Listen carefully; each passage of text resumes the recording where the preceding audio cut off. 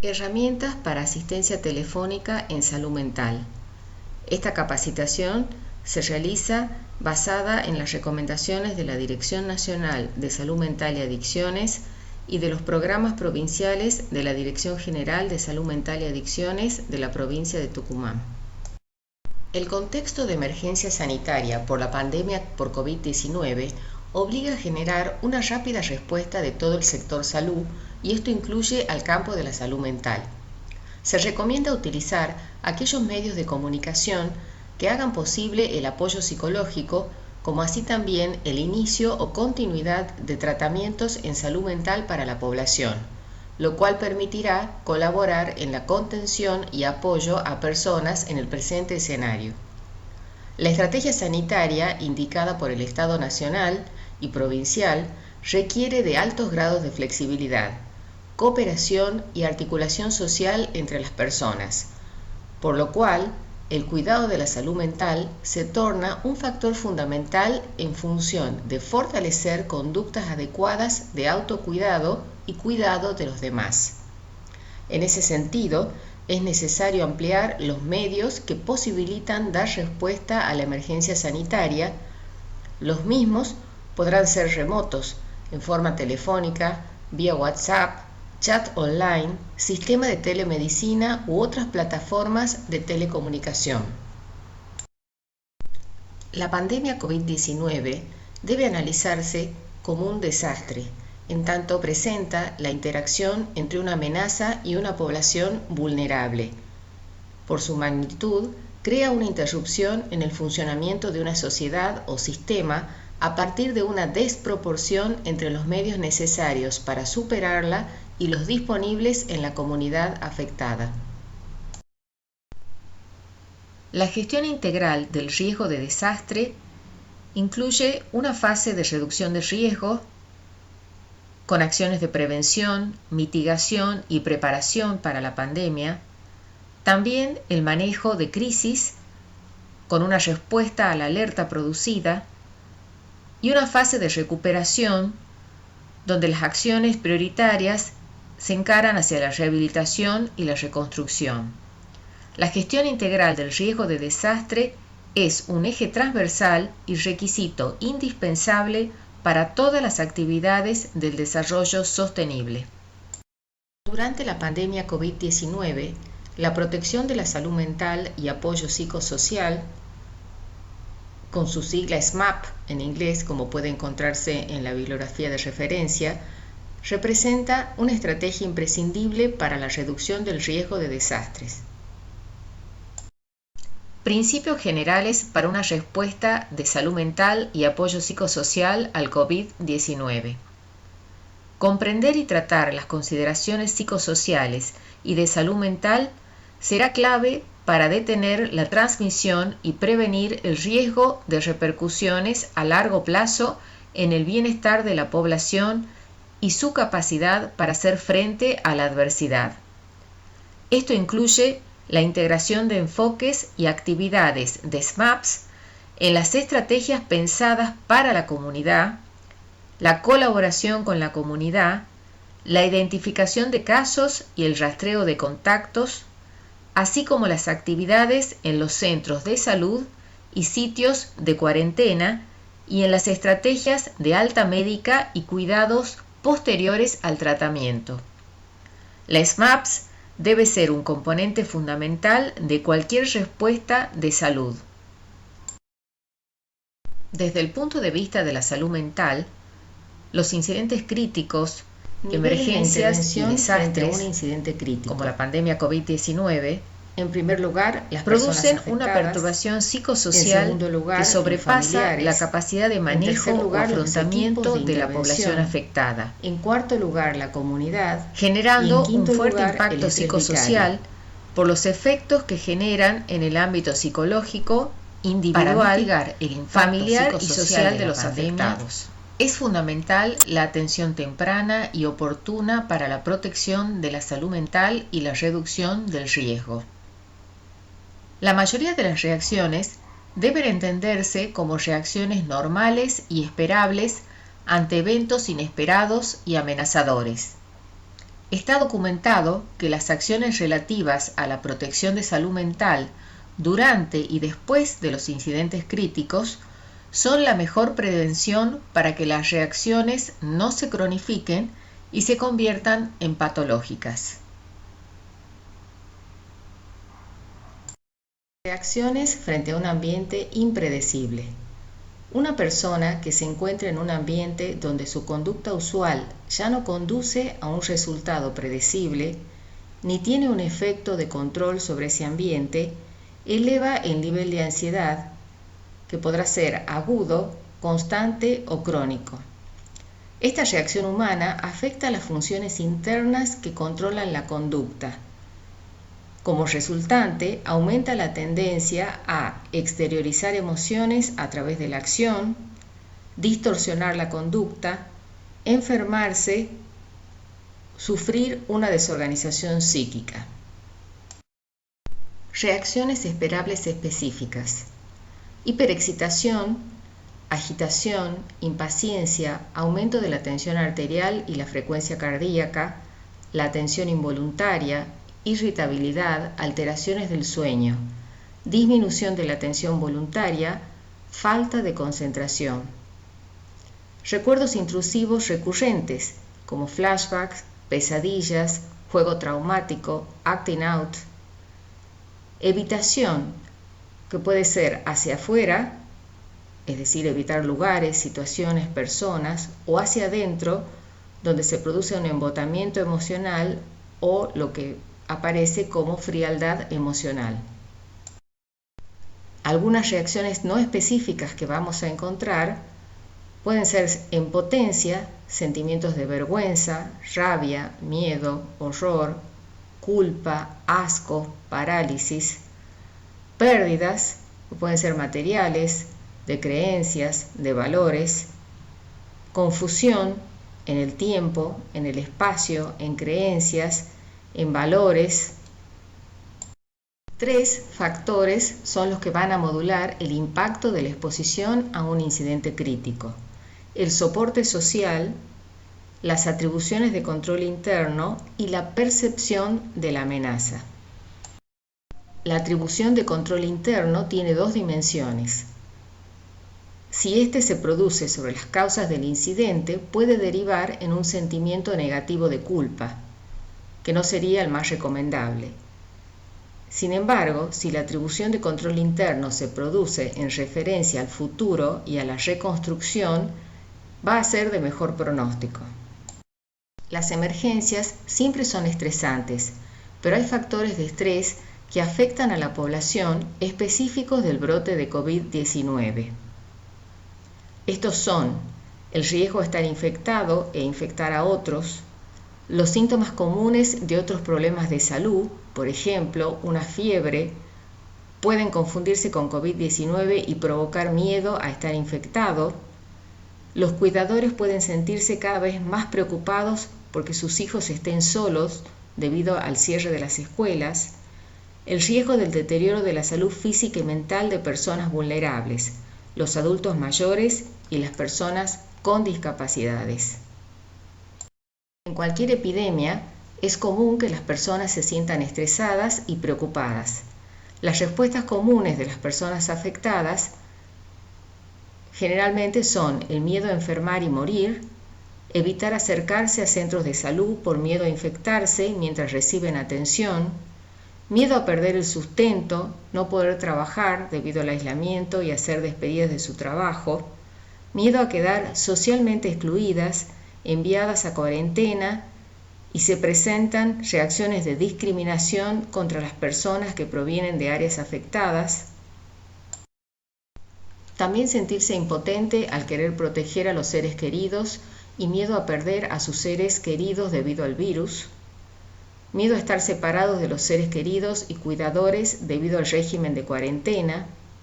Negarse a cuidar a menores no acompañados o separados, personas con discapacidades o personas mayores debido al miedo a infectarse, porque los padres o cuidadores han sido enviados a cuarentena. Sensación de desamparo, aburrimiento, soledad y depresión debido al aislamiento, miedo a revivir la experiencia de una epidemia anterior. ¿Qué es la primera ayuda psicológica? Es asistencia humanitaria y práctica de apoyo a otro ser humano expuesto a una situación muy estresante y angustiante. Abarca brindar ayuda y apoyo prácticos de manera no invasiva, evaluar las necesidades y preocupaciones, ayudar a las personas a atender sus necesidades básicas. Escuchar a las personas pero no presionarlas para que hablen, reconfortar a las personas y ayudarlas a calmarse, ayudar a las personas a conseguir información, servicios y apoyos sociales, proteger a las personas de ulteriores peligros. Los objetivos de la primera ayuda psicológica apuntan a ayudar a las personas a encontrar respuestas y restablecer su funcionamiento durante o después de una situación crítica, prevenir o mitigar la aparición de estrés postraumático u otras manifestaciones patológicas.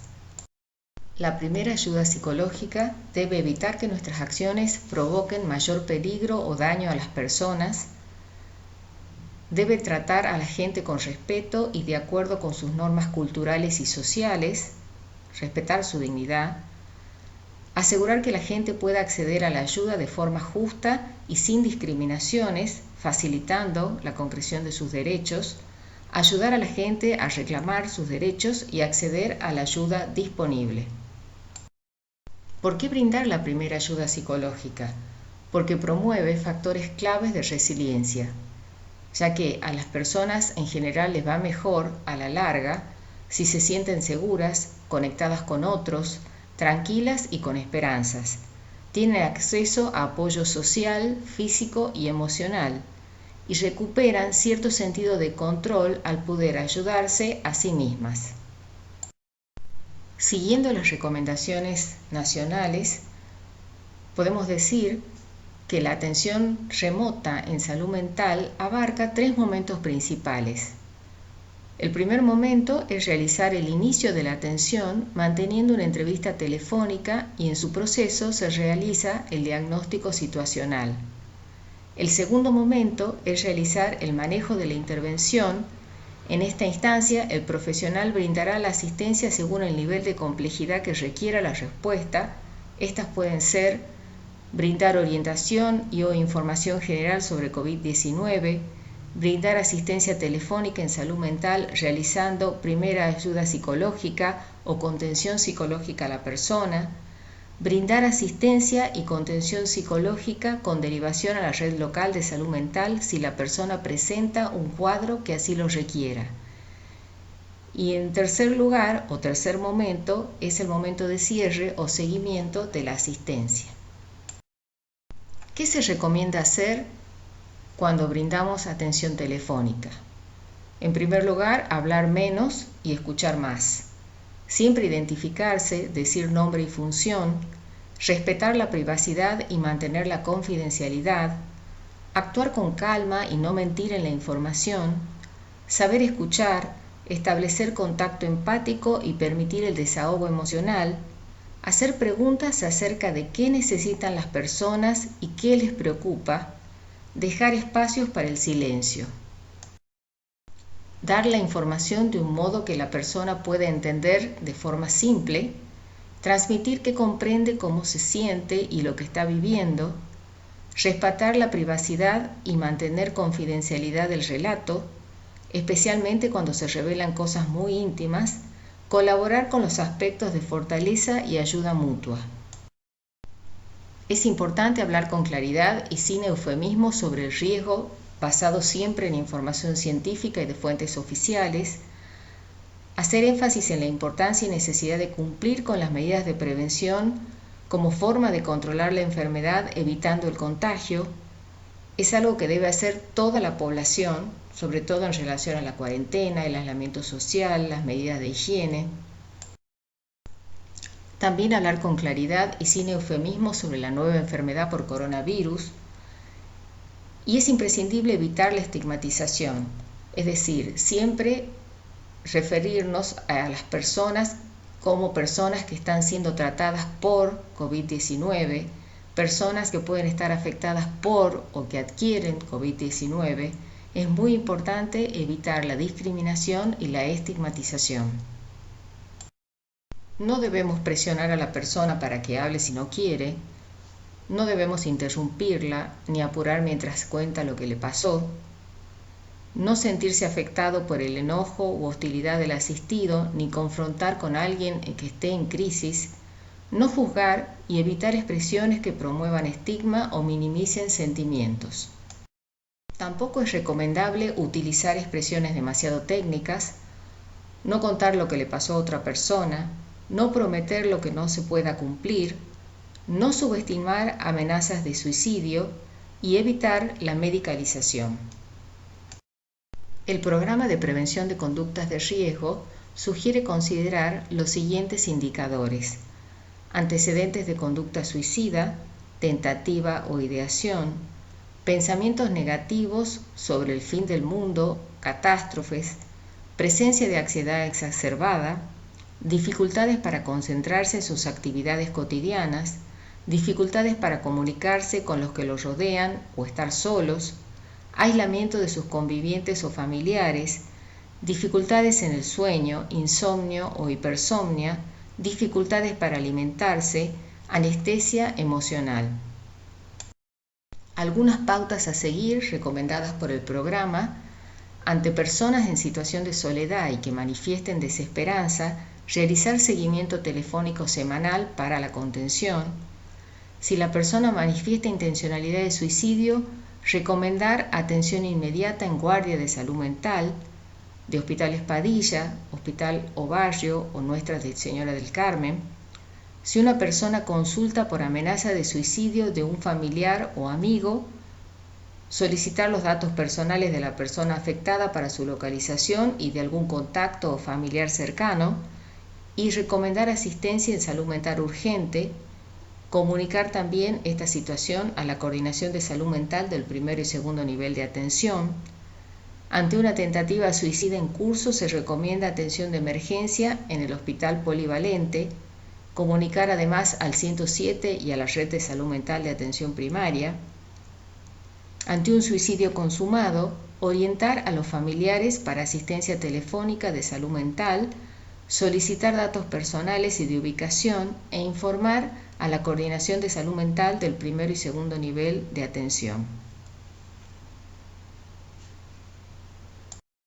Recomendaciones para personas afectadas por trastornos mentales severos. Recepcionar la consulta y, en caso de necesidad, facilitar horarios y días disponibles del profesional tratante o de cabecera. En caso de crisis de excitación psicomotriz o aparición de síntomas de descompensación de su patología de base, recomendar acudir a la consulta por guardia en hospitales Obarrio o de clínicas Nuestra Señora del Carmen o al servicio de salud mental del Hospital Polivalente que lo asiste. Continuar con las indicaciones del equipo tratante y ante cualquier duda consultar al mismo. La provisión del tratamiento psicofarmacológico del Ciprosa será únicamente para los usuarios que estén bajo programa de cada área programática. La entrega se realizará en el domicilio del usuario y quedará registrada bajo firma de quien reciba la misma, paciente o familiar responsable. Los hospitales Obarrio y de clínicas Nuestra Señora del Carmen distribuirán la medicación de los pacientes asistidos en cada hospital domiciliados en San Miguel de Tucumán. Recomendaciones para la atención de personas afectadas por trastornos de conducta alimentaria. Se sugiere considerar los siguientes indicadores de riesgo: pensamiento recurrente frente a las ingestas, restricción de la ingesta de alimentos que lleva a obtener un peso significativamente bajo para la edad, sexo, desarrollo y salud física, miedo intenso a ganar peso o comportamiento persistente que interfiere con el aumento de peso, preocupación por la imagen corporal en su totalidad o parcial en diferentes partes del cuerpo. Pautas a considerar: no presionar e insistir en la obligación de comer, eso puede agudizar los síntomas. Continuar tratamiento telefónico con profesional tratante o sugerirlo para recibir pautas de atención integral. Realizar consultas con frecuencia moderada tanto para el paciente como para los familiares para el manejo de situaciones cotidianas. Si la persona manifiesta estas preocupaciones y tiene un cuadro psicopatológico de base descompensado, es necesario derivar para la atención en guardia de salud mental. Recomendaciones para la atención de niños, niñas y adolescentes víctimas de abuso sexual infantil. La información inicial revelada por la víctima ayudará a determinar la dirección a seguir. ¿Hay una urgencia médica? ¿Existe riesgo para la salud o la vida del niño? ¿Se requiere asistencia psicológica inmediata? ¿Es necesario implementar medidas de protección? Es imprescindible realizar una escucha adecuada y creer en la palabra del niño, niña o adolescente. Permanecer calmado, nunca culpar ni juzgar al niño. Dejar que se exprese espontáneamente sin interrumpirlo ni callarlo. En todos los casos se deben tomar recaudos para proteger al niño o la niña, procurar que reciba contención y atención inmediatas y dar intervención a la justicia. Los niños, niñas y adolescentes no deben ser interrogados bajo ninguna circunstancia. Solo se debe procurar la información mínima sobre el hecho que permita determinar qué pasó, cuándo, dónde y quién lo hizo. El procedimiento a seguir estará enmarcado en las normativas provinciales vigentes, todas ellas plasmadas en el Protocolo Interinstitucional para la Atención de Niñas, Niños, Adolescentes, Víctimas o Testigos de Abuso Sexual Infantil o Violencia y anexos para las denuncias desde los equipos de salud. En casos de detección de signos psicofísicos de deterioro o lesión grave en la salud del niño, niña o adolescente, deberá procederse a la atención inmediata del niño, derivar a la guardia de un hospital si es detectado desde un servicio perteneciente al primer nivel de atención, informar inmediatamente a la Fiscalía Especializada en Delitos contra la Integridad Sexual o Fiscalía de turno o bien a la Comisaría de la zona. En todo momento se debe resguardar al niño, niña o adolescente de interrogatorio sobre la situación y de contacto con personas ajenas al ámbito de protección actuante. Para ambas situaciones, así reciente y de antigua data, se deberá planear profilaxis previstas en protocolos de actuación sanitarios y si existiese la posibilidad de embarazo, informar al Programa de Salud Sexual Integral y a la Dirección General de Salud Mental y Adicciones del CIPROSA. En el contexto actual de aislamiento social, preventivo y obligatorio, las denuncias frente a la gravedad de casos asistidos en el primer nivel de atención se realizarán directamente por los equipos tratantes a la Fiscalía Especializada en Delitos contra la Integridad Sexual o bien en la Comisaría de la zona, informando dicha intervención. Posteriormente, al equipo de asesoría letrada de la Dirección General de Red de Servicios para el posterior seguimiento. Si los casos de gravedad son recepcionados desde los hospitales, serán abordados directamente con la dirección del hospital a través de sus asesores letrados que darán intervención a las autoridades judiciales correspondientes. Luego se podrá establecer el seguimiento. En relación a las recomendaciones para la atención de mujeres víctimas de violencia de género, es muy importante la detección, requiere tomar en cuenta los siguientes elementos.